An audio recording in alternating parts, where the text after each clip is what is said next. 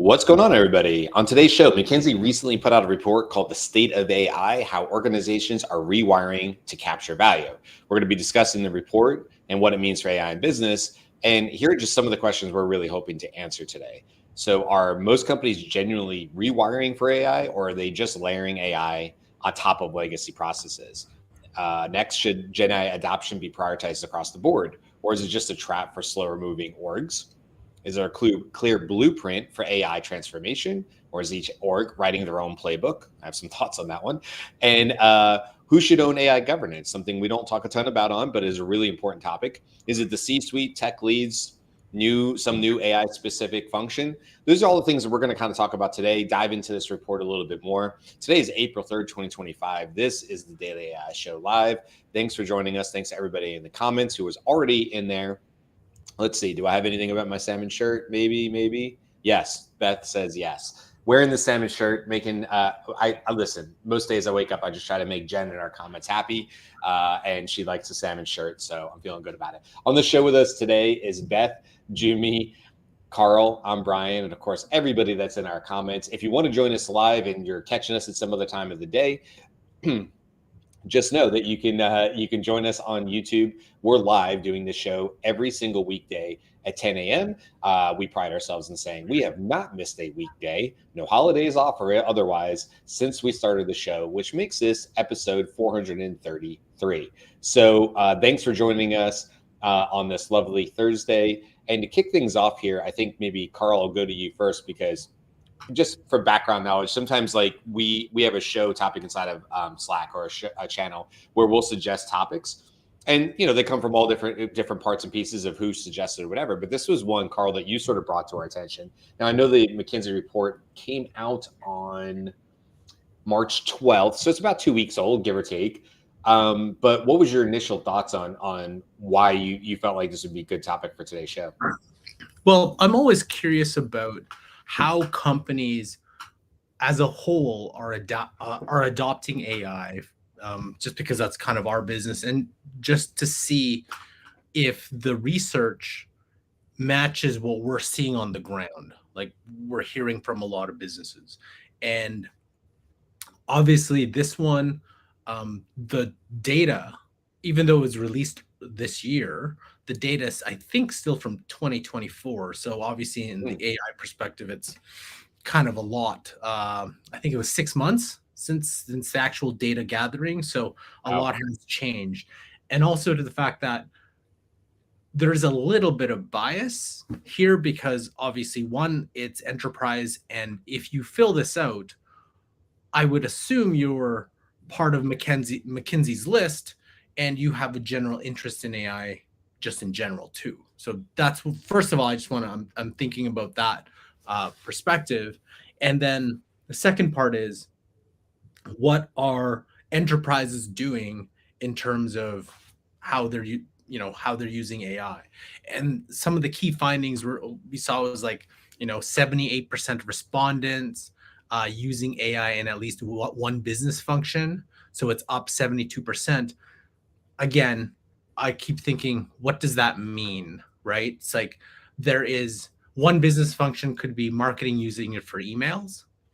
That could be the one function, which it's relevant, but at the same time too, when I think of business using AI, it's not pockets of people or pockets of teams just using AI for their role.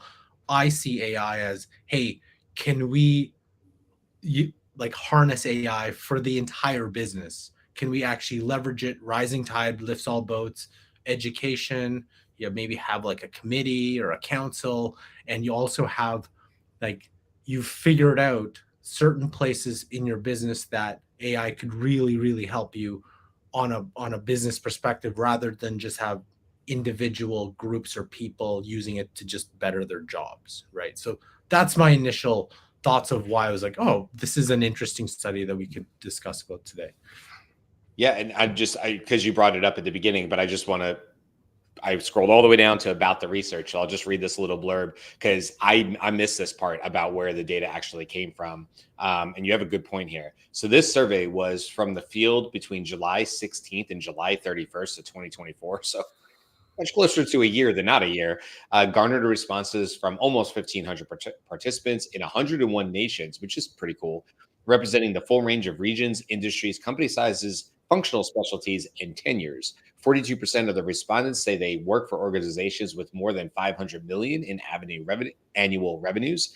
To adjust for differences in response rates, the data are weighted by the contribution of each respondent's nation to global GDP. Okay. So the big thing there is like, where does this data come from? When were they surveying people? Almost a year ago, 10 months ago, whatever you want to say. And this is from 1,500 people over basically 100 countries, which is sizable. But I think you're right too, Carl, to point out, anytime I read a McKinsey report, I always feel like there's a bit of I don't know if bias is the right word, but this is how I go about McKinsey reports. I look at a McKinsey report and I go, all right. that's my official starting point for any McKinsey report. Not because I don't think they're quality, but So, but it doesn't matter. There's data in here. There's gold in them hills, and we can extract the good stuff out of here. So I know I had some things that kind of jumped off the report for me before I get into mine, though. Beth or Jumi, were there some things that maybe leapt off the report page for you guys, or the screen as it was?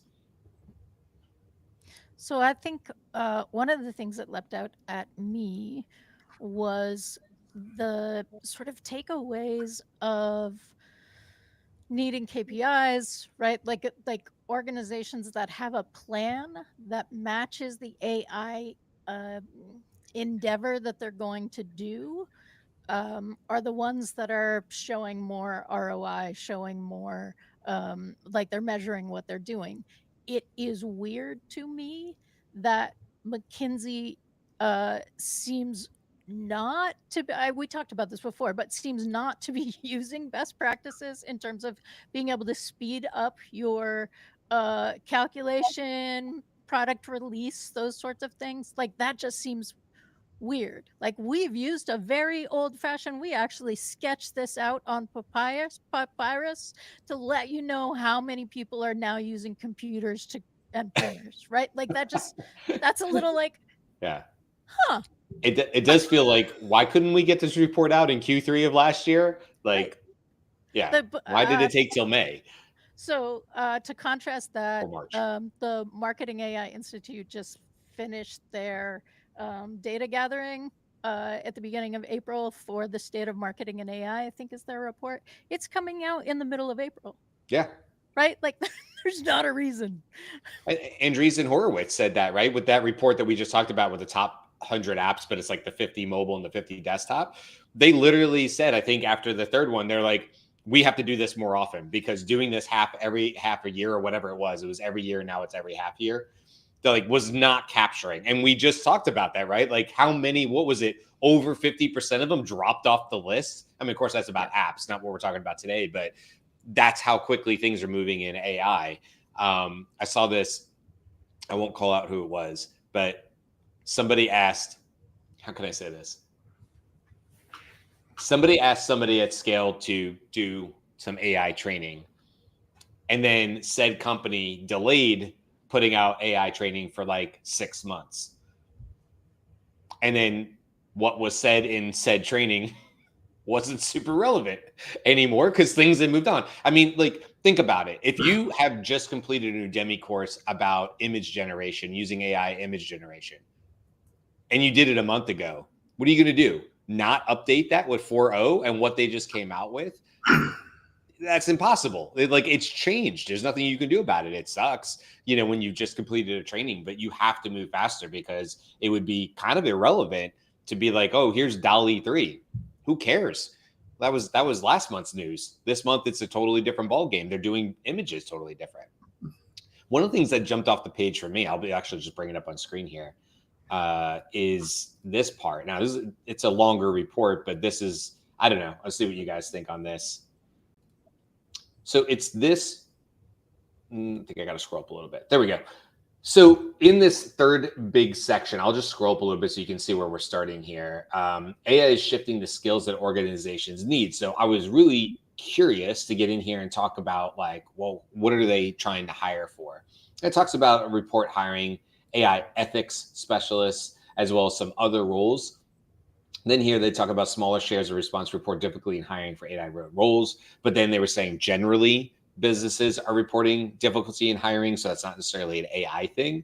But, and then you can see some of the roles here. Here, I'm going to skip down here. Here's the one I found interesting. Okay. Again, this is a year, not a year ago, but last July when people were responding to this. This is telling us there's a lot going on here and it's color coded. But what we're looking at is respondents most often predict that Gen AI use will lead to decreased headcount. So that's what we're talking about in service operations and supply chain management. And they're just sort of picking those out of this graph. And then the graph says expected change in business functions number of employees as a result of Gen AI use in the next 3 years. So this is 2024 going through 2027. And as they call that at the top here, they're saying that the biggest chunks of decreased by 20%, which would be our darkest side here, was like service operations and supply chain. What I found really interesting is actually down, I can't highlight it, but marketing and sales. And what was the other one? Well, marketing and sales was one of them, where 38% of them, even a year or last July, 38% saying no change. In marketing and sales, no change of headcount due to Gen AI. Where do you work? Like, I don't even know how you could, like, I'm shocked by that number, that could be so high. In my mind, marketing and sales would be at the top. And that was before we knew all this stuff about, but you could see what was coming with image creation last year. You could see what was coming with improved sales copy. You could see what was going to happen as far as like, you know, having your AI-ification of SDRs and AEs and sales. So I don't know if something else or if you guys saw this one, but that's one that jumped off the page for me, was that such a big chunk of people didn't think there was going to be any change for marketing and sales due to generative AI. I'd be curious what they think today, but I don't know. What do you guys think? I think for me, the big thing I was looking for, and maybe I missed it, but is the survey included in the report? What are the questions that they're asking? And I know that might not be normal practice, but I think it would provide a lot of insight into how they're getting their numbers and things like that. So I always want to see that source material. Maybe there's a certain question that that could provide better insight, or maybe they're not including certain questions that I would include to get more accurate or a better handle on the report. So I mean that's the biggest thing with these really large surveys and really large reports. It's usually it takes time, and that's why they're doing it on almost this 9-month, 10-month cycle.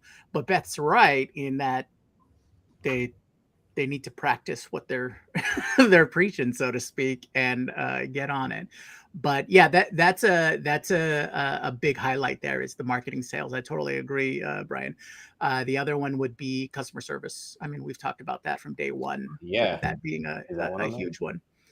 Is that on I that guess list service there? operations was service operations. I don't know. Is that where you think that would fall? I'm looking to see if there's any other HR. No. Yeah. So, okay. Service operations, they were saying that they saw it. I'm just curious, like it's so interesting to me because we talk about being in the bubble all the time. And then Carl, you talk about talking to clients. I talk about talking to clients. And like, there's a bit of a disconnect of where we collectively, everybody in the comments who's listening, all of our listeners everywhere, who our group, our DOS crew, kind of feel and know where things are going. But that's not the same once you step outside of the bubble a little bit and you're talking to your day-to-day workers at these $500+ million companies, whatever. They're not thinking about this every day like we are, and looking at the finer details of it. But I guess I'm just sort of shocked by that, by the idea of people sitting in some of these positions. I mean, software engineering said no change. 25%, I'm sorry, said no change. 1/4 of people said no change in software engineering. Right. And why did that? The question, I guess, for me is why do they see no change? Right. Like, is their approach being, oh, we have our core team, they're great, and we're going to use them to their maximum potential with implementing our AI strategy? Or is it we have no idea what's coming? Or is it the person answering the question doesn't actually know No. that their Yeah. software engineers are using their phone or the thing that's not tracked, right? Because Right, we're yeah. seeing Yeah. we're seeing that. I mean, but software engineers, even more than marketers for me, are I'm seeing people say, oh no, I totally use this, right? Like I use this to double check. I use this to troubleshoot when I'm stuck on something, right? Like it's like not using a calculator for a really long string of numbers. Why would you not? All right. Right. Realistically, And Gareth makes a you should use a spreadsheet. So, but same and idea. Gareth makes a good point to remind us. Yes, again, this was done in July of 2024. So I mean, I know that's a factor, but and it might just be difficult for me to remember exactly what the prevailing thought or tools that were out in July of 2024. That's how quickly things move. But I think that goes to the point of, okay, so are you going to start coming out with this report quarterly or monthly, or along those lines? And again, I just want to see what the questions you're asking Yeah. is, because I have a feeling, and this could just be, my bias about large organizations like McKinsey, is that I think they're too monolithic for themselves, and so yeah, they need to be a little more agile in that aspect. I liked one of our comments. I'm going to pull it up on the screen here. Justin said, I can't even remember where we were in AI 10 months ago. It's like 1997 to me at this point. And I feel that. And I think that's an accurate statement with that. In fact, I was just thinking rather, not saying, but I feel like it was sort of being brought up because somebody else said, Gareth said, use AI to keep updated about AI, to train about AI so that you can keep up with AI. Which again, we all feel that, but there is probably a fun use case here of almost building like a custom GPT that's like a Wayback Machine, but just for AI. But Wayback is really just like 4 months ago, so that we can all use the custom GPT and be like, hey, what was life like in October of 2024? And you're like, you mean 5 months ago? Like, yeah. What were we all doing then? That was crazy, right? Remember what that was like? I think that would actually be kind of fun, even if it had a little bit of a pun, sarcastic tone to it. We can use Monday, the voice from ChatGPT, to do that. So anyway, what else you guys stood out here? But I also think that when we talk about it was 5 months ago or 6 months ago. What I'm hearing though is there's so many companies that aren't like, we're still meeting companies that you've got whole rooms of people when we ask who here uses AI, and it's like, I would say 3/4, 4/5 of the room said no, they don't use it, period. Mm-hmm. So I think like we really have to get out of our, oh, well, why don't coders use it? Why don't I was like, no, there is swaths of people that do not use it, that barely use it, that don't care about it. And I think that's like, so when I'm looking at some of these numbers, and I don't know if you remember, what was the report we talked about a couple weeks ago? The report was the interesting Horowitz one. That was about the app, though. That one. Okay. And then do you remember Anthropic came out with their economic report too, right? So obviously the Anthropic one, it saw software engineering as the most used. And then, so I was like, okay, cool. But those are the people who use Anthropic. So like, I feel like, and then when you saw the Andreessen Horowitz one, I believe software engineering was still low on the scale. We have met businesses that when we talk to the software engineers, they're like, yeah, a little bit of GitHub there and there, but A, we're not allowed to use it, or B, we don't use it. And you'd be like, that's crazy. But it's not. Because it's not. It's just, it's reality for a lot of people. They're like, I just do my job and go home. AI could help, kind of cool. I don't follow it. I'm not on LinkedIn. I'm not on X very often. Like there's a lot of people who aren't like, so I think it's like, no, these numbers are interesting, but that's why I keep looking like, does that match what we're seeing on the ground? Maybe, maybe not. So I'm not like, I'm kind of that's where I'm trying to piece together where it is. And maybe this is purely enterprise, but even some of the enterprise we work with, it's like, or maybe it's just not in the industries we're working with and we're like completely in our own bubble. I don't know. I don't think so. I mean, there's somebody that I talk to. We kind of have like a once every 2 month catch up. He was a client of ours, and anyway, we enjoy talking, and but we just spitball about AI. Got to try to help him get caught up. He's like, Brian, where are we at? So it's one of those kind of conversations. It's fun for me, and he always has really interesting perspectives. And I won't get into like his industry or whatever, but he was telling me this is the first time on this particular sort of catch up call where he was saying he really feels like he's being inundated with AI services reaching out to him. Like he really feels like his inbox is filling up now with, we can do this, we can do that, we can do this, we can do that. And he was saying that this is the first time, he prides himself on kind of keeping up, and he listens and he reads and all this stuff, and we talk and I try to help him and stuff like that and tell him what I think.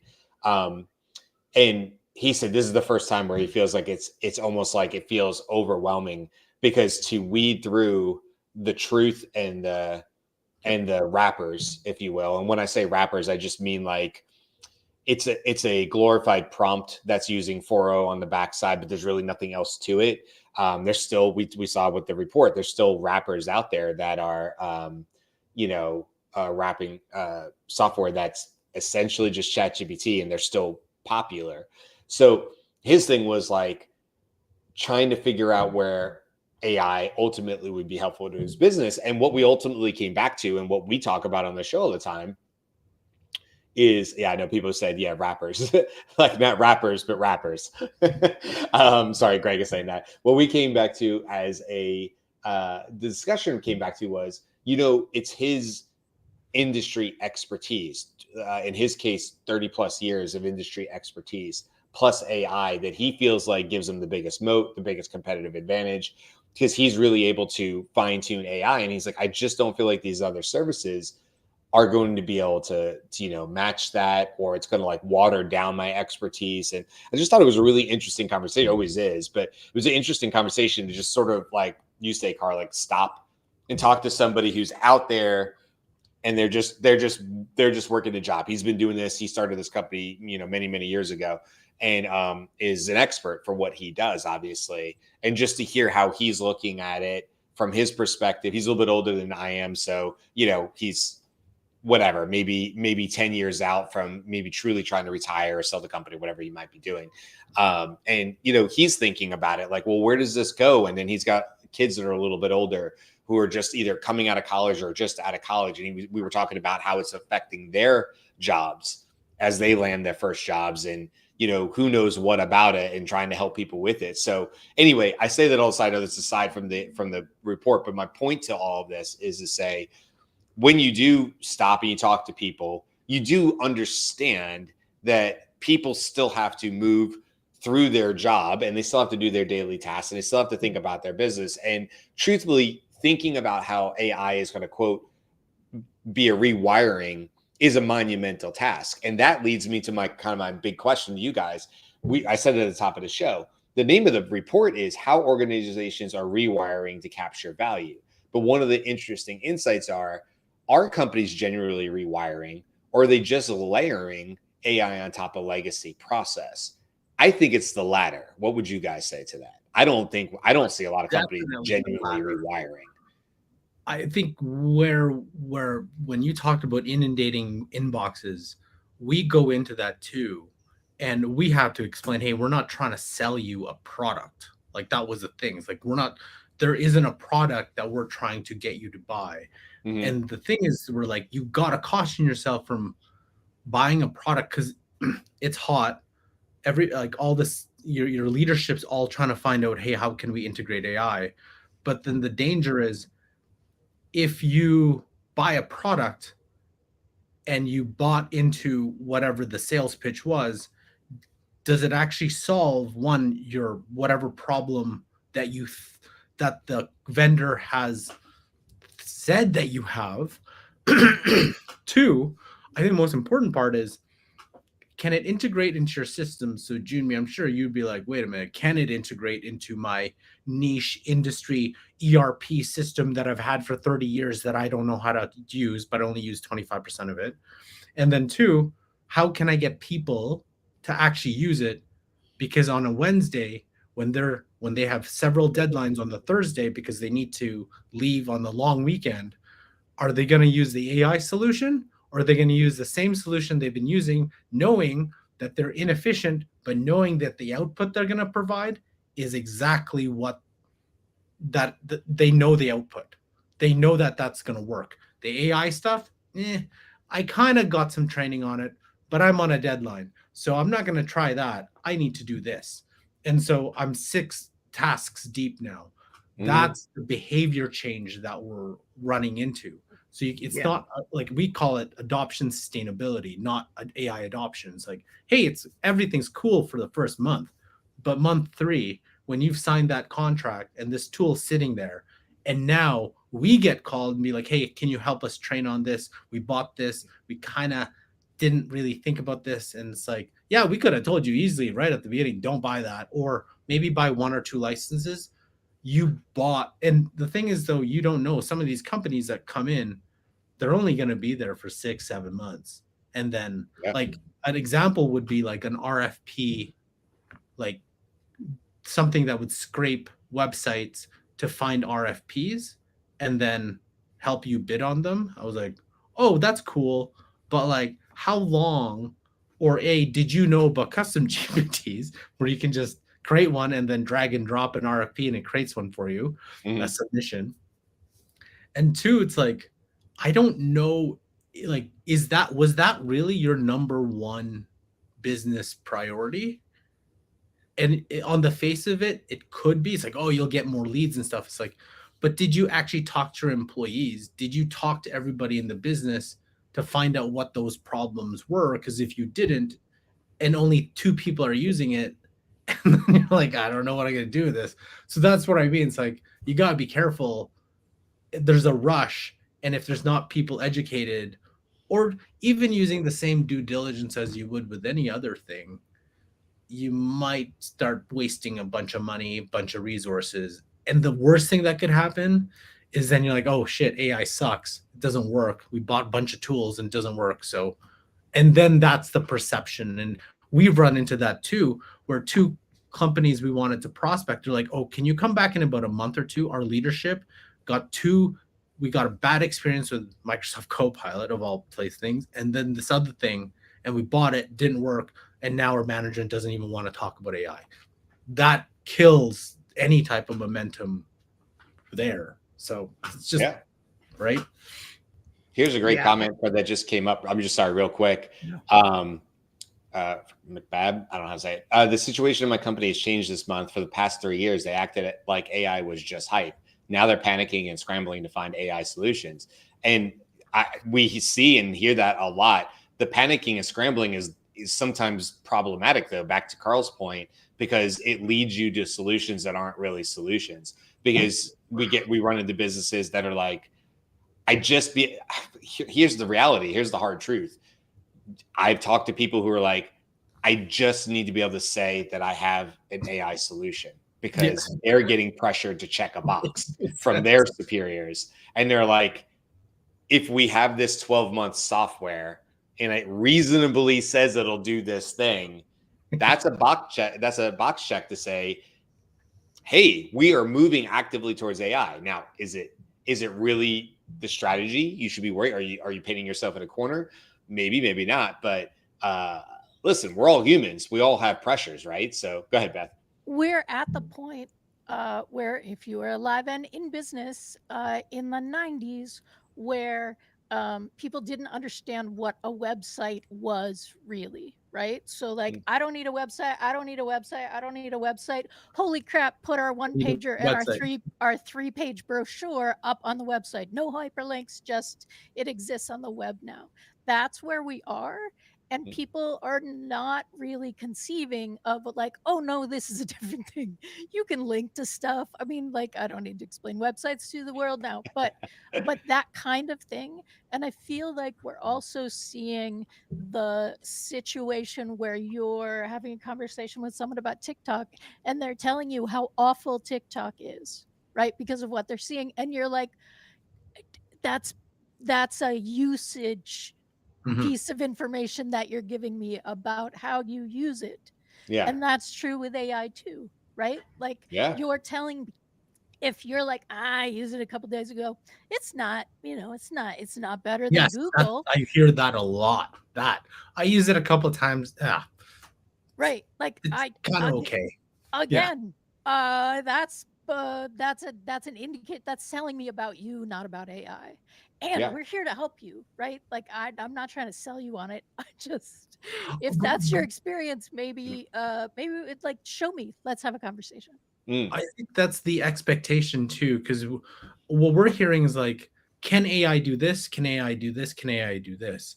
And it's like, whoa, whoa, whoa, whoa. Where did you hear it? Like AI could do this stuff. It's like, well, this hype means that like it could solve all these problems. I'm like, no, no, no, those are one-off tools that work once or twice. Like example, N8N massive octopus arm like things. Like that's that person's video that it shows you one or two times. We drop that into any scalable business function, that thing will break and like it that is not a good idea. Mm. But that's what we mean is like when you hear about the AI still has to, any type of AI solution or AI tool or AI, whatever you call it, it still has to move the business where it wants to go. Because if it doesn't, we're just all playing with tools and it makes no difference. So it's like, and it has to match some sort of objective because when and the objective of people, we just need to have AI or people need to use AI is not a business objective. That is just you're feeding into the hype, so you want everyone to play with it, but you're like, what tool are you gonna play with? I don't know, just use ChatGPT. Okay. Right. That's like But saying everybody should sit at a desk today to work. what does that mean? Everybody should sit in front of a computer today. That's the mandate. Everybody should sit in front of a computer, and everybody goes, "I'm sitting in front of a computer. What do you want me to do with this tool that does these amazing things? I hear it connects to the internet, you know." And it's like, no, just sit in front of the computer. That's the mandate. That's like saying everybody use AI. For what? For what purpose? And should my purpose be different than the next purpose? Or is this creative writing? And if I'm in coding, why do I care about your creating and writing example? Like if you can't meet people where they are and find out what their pains are in their roles, good luck. Because it's not going to be the same for everybody. I've talked to 3 or 4 executives at one company and had 3 or 4 different conversations about how AI was going to help their company because I had to speak to that executive in that role. And even though they sit side by side virtually or otherwise with the other executives, they're not seeing it from the same angles. Why would they? They have their own 10, 15, 20 years of experience to bring to the table, you know? And one thing that I think we have to pause too is AI can't solve all problems. So if you start trying to like, hey, can AI solve this? It's like, no, that is not an AI problem. That is a business strategy problem. You have to go figure out that, or that is a marketing strategy problem, or that is a functional problem. It's like you're trying to now fit AI into everything. And that's what we hear too. And they're like, yeah, we'll gladly take your money. But why would, like, what are we going to do? We're just going to create some sort of automation for you that really doesn't solve this thing that you have an issue with. Mm-hmm. And it's like, oh, can AI now solve my, I don't know, this. I'm like, no. That is not a good idea. Just, you should go sit with like your team, your operations team, your and come up with a plan to execute whatever you're trying to do. We'll support you after the fact, but you need to get that done first. And I think, but if you come at it as a vendor, as an AI tool provider, it's hard to think like that, because it's like, I need to sell my tool Sure. because I don't know how long I have until Yeah. like OpenAI might just create this thing and I'm done. So Yeah. it's like, I've got to sell my tool as fast as I can and be damned. Hey, I need these signups. And you're still trying to treat like AI tools like a SaaS tool. So it's like, oh, a monthly sign up, yearly sign up, same GTM. It's like, no, I don't know if you can. I don't know like what you all think, but I don't know if that way can really apply to wrappers or tools today. I don't see that. So Yeah, I agree. I think I I think I have a slight pushback and like pivot, because I think it's about the paradigm that people are looking at AI for, right? Can AI solve this problem? AI can give you enough information about the data that you need to capture, the way, like the systems that you could use to be able to address your problem. It can give you 5 different ideas going in. You could ask more information, like what should we talk about at the meeting? Who should I be asking for this data? That could help you. That is AI helping you solve your problem. That is not, can I shove some algorithm prompt and a little automation in, and now our business is transformed by not actually transforming our business. That's not likely to happen. Well, here's one funny example for you. So we met with this one company, they're our client, and one of the things that was a pain point for them is like, hey, when one group outputs our design, we need to turn it into CAD. And so it's like, oh, okay. And then the other group's like, hey, yeah, we always get these design files. You spend like 4 hours a day just reformatting them. And we're like, huh, interesting. So it's like, can AI help with that formatting that we get from the design team? Like, hmm. So I was like, hold on a second. We literally walked, I would say, a minute to the design team. It's like, hey, could you out format these files into CAD too? They're like, oh yeah, no problems. I was like, that is not an AI solve. That is literally walking to another team, like, hey, can you help us out? No, we could have built something, we Yeah. could have charged them, but that makes no sense. That process, like, those are the things that when we find out, you're like, no, you shouldn't be paying AI. Like, I'm sure there's a vendor that can do that, but why would you do that when the team can output this the thing that you want, but you never took the time to go out and ask them, right? Like that, if that was your biggest pain point, you're spending 4 hours a day. There is to me, a more fundamental problem in your business than what we're talking about.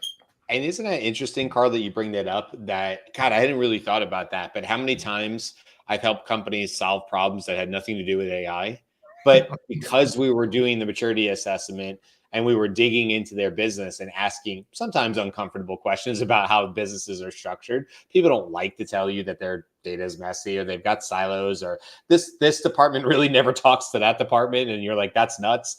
And they're like, yeah, I know, it's kind of a shame, but whatever it is what it is. And then you are having these conversations and they're like, yeah, man, it would be the best if we could do that. And then you're like, can't we just ask them if they do that for you? So it brings up the point too, like what you said, like just it's about uncovering and asking questions. In a perfect world, I would be a consultant that is just on retainer for companies. And every month I would be brought into conversations with no agenda other than to listen to what they currently have going on. And with my knowledge of where we are currently in the world of AI go, that thing that we developed last month now has a better process. This thing last month that we had pinpointed as will be solved by AI is now getting closer. Here's where we're at. There's a new thing on that none of us saw coming. It does this, this, and this. You guys said to me last month that this is something you thought would be really cool. I didn't have a solution at that point. Now we do. This is the demo of it. This is how it works. I don't own that company or whatever. I'm literally there to just sit and listen to what the different departments are saying, either come up with solutions that are AI, partially AI, 6-step processes that 3 of them are AI, but 3 of them aren't. But maybe we earmark one of those as being potential AI down the road. I think, in a perfect world, that's a phenomenal job, because you're just walking in and literally you have no other reason to be there other than to just literally help companies. I'm just here to help. Like, I will listen and I will make suggestions. I will listen and I'll make suggestions because I understand what's going on in AI and I can bring that to the table to you. And then it's up to you guys to decide which and where direction to go. So if anybody wants to hire me and the rest of the Daily AI Show crew for us to sit in virtual rooms, we'll even fly to you.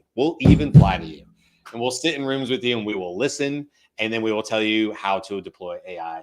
I think that's literally our business. Literally our business. We sit there. Yeah, right. Yeah. And the funny thing is, a majority of what we do is when we do our discovery sessions, we don't talk about AI. We just listen to companies just like go to town on the stupidest things that they do. And sometimes we have a good laugh. All of us have a good laugh. And then we come back with the discovery report and we have an AI solution section. And sometimes the non-AI solution section is really long. Yeah. And we're like, how? We have like 3 AI solutions. We have 10 non-AI solutions. Like, how comfortable are we going to give this back to the client? So, well, it's pretty comfortable because if they solve these 10 things, they might not even need the 3 AI things. So I was like, well, just give it back to them. But whenever we do, they're like, oh, let's do the AI thing. It's like, did you read the 10? And they're like, oh, we'll take care of that later. I'm like, no, you should really take care of that first. Like, that's probably worth more to your business than the 3 AI stuff that we made up. Yeah, but it's not like, that's the funny part, right? That goes back to my point earlier about, but is that sexy? Is that fun? Does that feel good? If you have to send that up to if you have to take that meeting and then report up to your superior and say, what did you learn? What AI solutions are going to do? And we're like, well, funny thing, you're going to laugh. You're going to think this is hilarious. Wait for it. We don't need AI to solve our problems. Like, nobody wants to be that. Like, they want to go into the next room of the bed and be like, dude, you will never believe how many cool things we can do with AI. That sounds cool. That sounds like I've done something. Who wants to say, like, we brought in these AI consultants and they uncovered all these harsh truths that really are just process improvements. And, we need to fix these too. Like, I get it. I get why somebody would say, like, Carl, we'll choose option B, the AI. And you're going, didn't you hear us when we said these other things are problems? Again, we'll gladly take your money, but honestly, from a business perspective, like, you should really do this. And I think there's some really smart people who get it, but then there's some really, really like pushy people, like, who are like, just, I don't know, maybe they're getting pressure from their bosses. It's like, we gotta implement AI and we gotta do this. And we try to keep things simple then, because you don't want to build out something that like no one's going to use, but you're like, that's really not a good idea. But okay. And if you force us to take your money, no problem.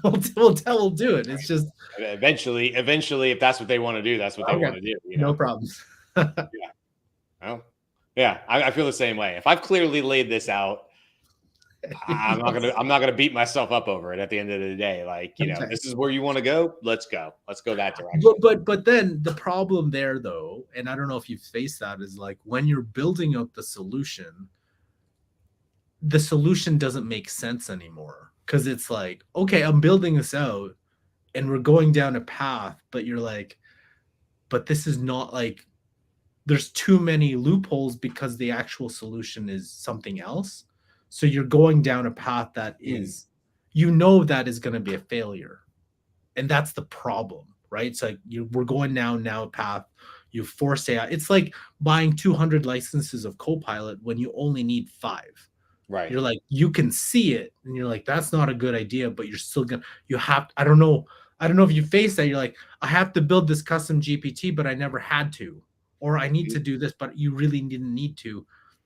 But it feels like a waste of my time because I know it's going to fail, but I'm just on that road to failure. It's funny you say that. Here, I'll give you a perfect example of this. And then we can kind of get to wrap it up and talking about the report and just kind of ending this. But Literally yesterday. So we have a Teams account. I'm on multiple ChatGPT, not Microsoft, but I'm talking about ChatGPT. We'll call it a workspace, but the Teams account. I'm on multiple ones for clients, but we also have one for scaled. Well, we got the notification, and now they remember they announced like last week that you could connect Google Drive.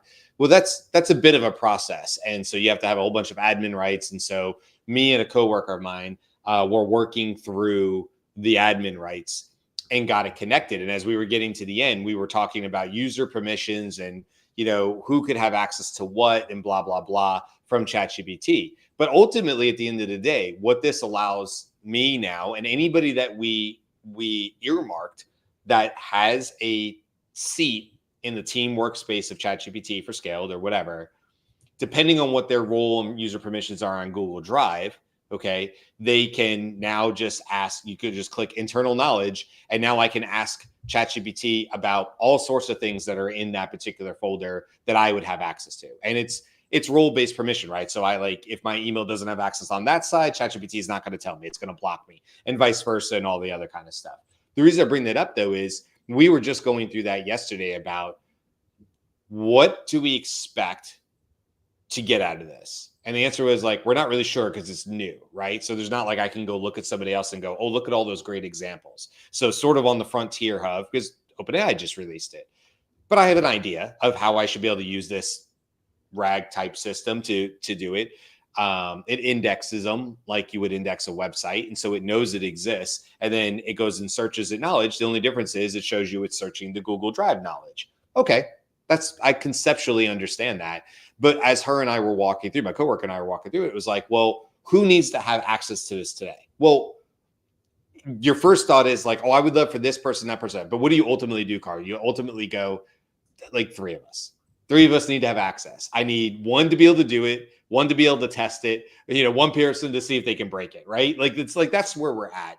And it doesn't need to be rolled out until I have a better understanding of what it can actually do for the team.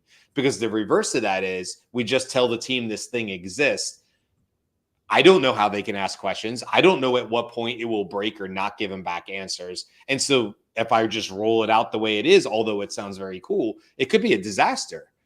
Even with me sitting here and knowing what I know about AI and Jake, my boss, being into AI and everything else, it could still be an internal disaster at scale if we're not careful with how we take this new AI ability and roll it out. And I think there is a tendency for people to be like, give it to the team. And you want to go like, no, let's get like a tiger team together. Let's get some people early on who can just sort of champion this and work on it on the backside before we roll it out to the larger group. Because, my fear is like anybody else is that they just get a bad experience more because there wasn't proper training on it and expectations weren't set accordingly. And so there you go. Now you're fighting uphill against that, and you deal with that, Carl, you, Beth, Jimmy, and we all deal with that because we've talked to some company to no fault of our own who used some other product and had a horrible experience. And that's now weighing on us, and they're saying, well, the last time, and you're like, the last time has nothing to do with this, but you feel that pain. And I understand that. And it's real. And you just don't want to go down that road again. And now you're being really cautious about how you do this next time. And, we see that with people who deploy, Copilot, and not to pick on them particularly, but, other services like that, they get companies wrapped into these larger plans that maybe was not the right move, early on. Okay. That's just my thought on it, because I just happened to be something I was working on yesterday. And as I, by the way, learn more about what you can and can't do, we'll definitely have a show where we talk about that connector, because again, the Google Drive connector is just the first of what will be many. I would imagine next 6 months on ChatGPT, we'll be able to connect to Salesforce and all sorts of other places, Notion and Slack and OneDrive and yada, yada, yada.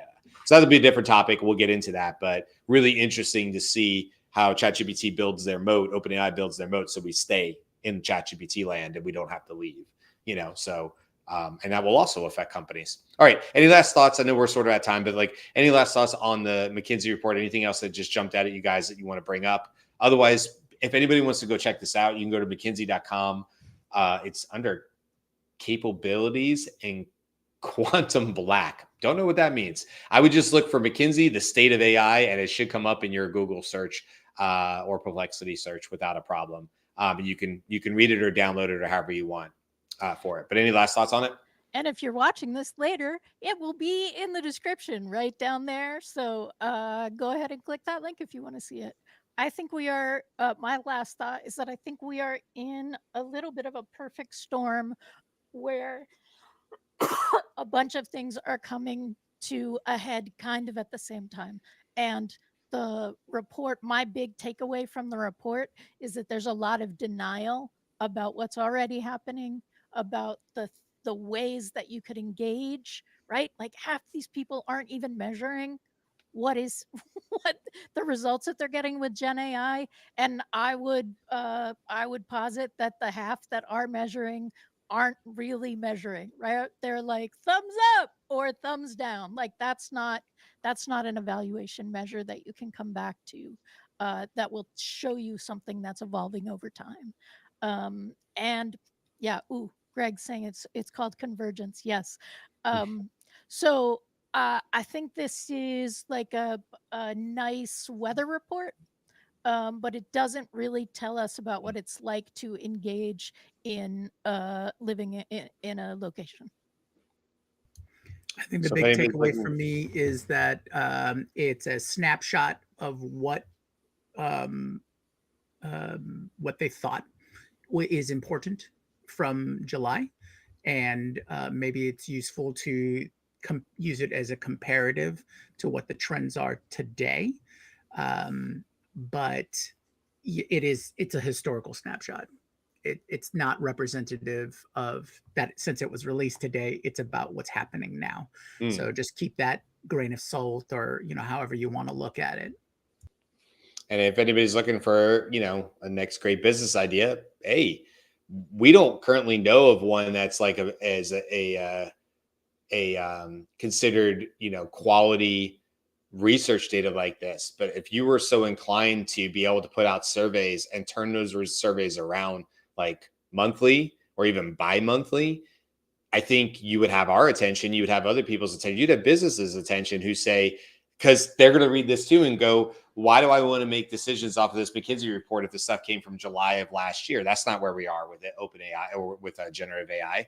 And that would be valid, like we've been saying. So great business use case if somebody wants to get into that and build that out. I am sure you could pay a subscription on that for people to just have monthly or bi-monthly updated information in Gen Ed that helps them make better decisions. Door number 2, help us grow and we'll do the research for you. We get 2 million subscribers, watchers. We'll be churning out that research and spreading the knowledge through the world. Yes, I agree with that. I'm trying to think where the comment was. Oh, let me see if I can find it really quick before we're done. One second. So Greg, who's in our comments now, Greg was commenting on a post on my post yesterday on LinkedIn, and he was saying he recommends the show. Thank you, Greg, for doing that, by the way, because I was talking about the show growing and stuff like that. And I told him, I said, hey, Greg, thanks for the nice words, but just know I will eventually turn south when all the fame hits me like a ton of bricks and I can no longer function in the real world. I mean, it's coming and I just need you to be ready for the eventual shift. And Greg said, of course, the downfall makes a good story and great. And the setup makes a good, the comeback makes a good story comeback. And I said, oh man, I foresee so much apologizing, saying things like, I now understand having an avatar show up for me is not okay. And claiming the other co-hosts are the real AI does not help the show in the long run. So as Beth is talking about the show growing and help us get to 2 million, as I've said to Greg, fair warning, I don't know when the fame will hit me, but if I just show up and I'm wearing a nicer flamingo shirt, coral shirt, that perhaps the show is about to change. So thank you in all seriousness, everybody that listens to us. Like and subscribe if you like what you're hearing today. If this is the first time you've heard about us, which is often the case. We're growing. We've been doing this for a while. Like I said, this is show episode 434. I think I misspoke and said it's 433 earlier today. So we've been doing this for a while, and we really, really enjoy everybody that's in the comments. But of course, we enjoy everybody from Spotify. I get such kind messages on LinkedIn from people saying they've been listening on there. So thank you to everybody on the podcast who's just listening and, spending some time in your car or otherwise, hanging out with us, enjoying the conversation. It means a lot to us. You can go to thedailyishow.com if you want to sign up for the newsletter that comes out every Sunday. It's free. It's just another resource for you guys if you so inclined. I love seeing it spike at 8 a.m. and all the people I feel like are opening the email and, in my mind, waiting for it to be released on Sundays. That's what I tell myself when it goes live. So I like the idea of people sipping their coffee on Sunday mornings and just getting that, good dose of AI through the newsletter. So that's it for today, guys. We'll let you go. Tomorrow is going to be our 2-week recap show, which means we get an opportunity to stop bringing up new topics and just look back at the topics over the last 2 weeks. I was saying yesterday on the news show that I didn't even get to all the news stories. New things are happening all the time. Definitely want to talk about Matt Wolf's recent video tomorrow. That's something coming up, as well as circling back to any of these other topics over the last 2 weeks. So come back and hang out with us tomorrow. Thanks for joining us today, and have a great day. Have a great Thursday. Bye. Aloha.